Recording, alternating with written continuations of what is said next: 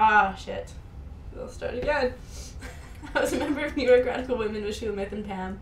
We did some cool shit, protested the Vietnam War, and basically made a place for women amongst all these other groups founded and run by men.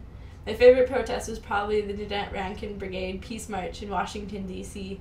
We had all these young, grieving mothers, wives, and daughters pleading with Congress, but they didn't see they were just reacting to the men in their traditional positions. They weren't gaining any real political power. So we invited them to join us in a mock burial of women's traditional roles at Arlington National Cemetery. Kathy Sarchild made such a badass speech titled Funeral Oration for the Burial of Traditional Womanhood or something. It was powerful stuff. Of course, there was also the Miss America pageant in 1968, which was important at the time and to those of us who were there, but society and history turns into this like bra-burning thing and this farce, and suddenly that's all radical feminists care about. It was enough not to wear a bra and stop shaving to put an end to patriarchal society. We originally wanted to change society, so it was no longer entirely governed by men. Everywhere, women were being oppressed, and we were constantly being bombarded with women who worked within the system and wanted to salvage what they could. Or those socialist feminists. Don't even get me started on those socialist feminists. It was like they read Das Kapital once and like fell for that Marxist bullshit, completely ignoring the inherently impressive nature of the family. And that's what Shulamith truly saw. I know that while still in Chicago, Shulamith was involved in some of the New Left movements and in the 1960s women's movement. And then she moves to New York in 1969, and that's where she founded the New York Radical Women. That's where I got to know her. Socialists like Robin Morgan and I were involved in that early group. We were young women of the New Left. We wanted to make a difference and reinvent feminism.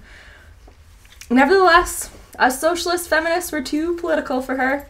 Well, Shulamith and Anne went off to form the Red Stockings, which was originally called Group 1, but they liked the name Red Stockings better. It was named after the Blue Stockings, which was a group of women that met in the 19th century, but red for radical. I hear they focused on consciousness raising, but they seemed to be slow to take up the lesbian cause, perhaps seeing that predominantly as a political identity. Shulamith, however, just kept on leaving groups. After leaving the Red Stockings, she founded the New York Radical Feminists with Anne in the 1969. They were specifically members of the Stanton Anthony Brigade, and both Firestone and Anne left over disagreements over leadership. New York Radical Women eventually split up into factions, primarily because of disagreement between the radical feminists and the social feminists about which way the group was headed in the future. So I followed Shulamith. She eventually launched the Red Stockings with Ellen Willis, and man, I was there. Shulamith just got it. She saw through these false emancipations and constantly pushed everyone to do more for women. Then there was that abortion hearing in New York City. Wow. Now, I was at the abortion rally in New York, and to a man like me, it seemed as though our entire way of life was under attack. I mean, we had the war against the communists, and the war in Vietnam, and the gays, and the kids running around on the pot, and now this is abortion thing happening. I mean, women's rights, and I don't even understand. Once you give rights to women, I mean, what's next? Rights for women, rights for the gays, rights for livestock, and then the Reds are just going to march on in here and take over. I can't stand for that. I mean, no son of mine is going to be born in a test tube. I remember bursting in there and watching Shulamith speak. 12 men and a nun. That's who they had slated to speak about abortion. So we decided to hold our own hearing and allow real women to talk about abortion and to testify about the relationship with it. And we were debating in the assembly, and then all these crazy women run in, you know the ones who burn their undergarments and such and so forth. And this Shulamith, who named her? I don't understand. Women don't have any place in such a place of discourse, except for the nun. I mean, nuns don't even want rights, and that's something I can get behind, I mean, just keep them in their place. But somewhere along the line, Shulamith and Ellen lost sight of the cause. Their status in society, the same society that we were looking to overthrow, clouded their judgment and leadership. I got involved with some grassroots activist projects in New York and eventually left Shulamith. She went on to co-found New York Radical Feminists, and I think she ran into the same issues again with them. And Robin and I went off to form our own group. Witch, actually. I am not a witch, though. I think she is a witch. But it does stand for Women's International Terrorist Conspiracy from Hell. It was a pretty radical group, but not radical in the radical sense, but radical in the socialist sense.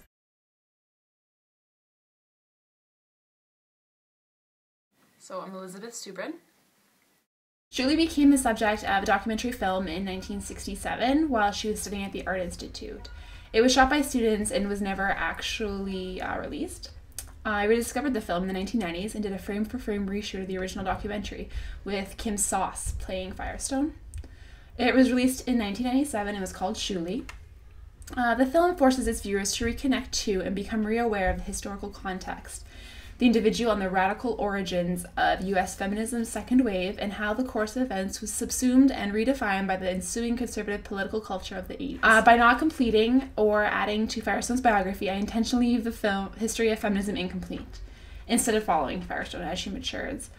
The film won a Los Angeles Film Critics Award in 1998 and had huge critical acclaim.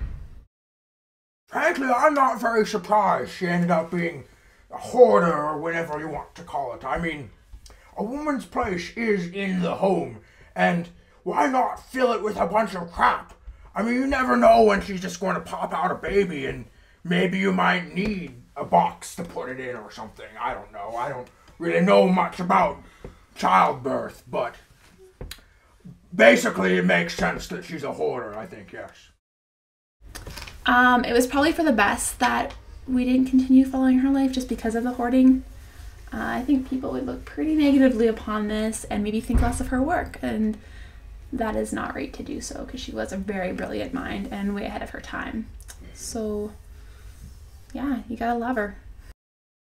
I think these obsessive tendencies were always there with Shulamith. I mean, look at how many groups she started. Maybe she was hoarding groups, I don't know. It's sad, though, that such a brilliant mind and politically motivated body, a person who just got it, became such a recluse. Dialectic received a lot of flack, even from the feminist community. I'm sure that didn't exactly warm her up to society. It would have been hard to live in a structure that you so badly wanted to change.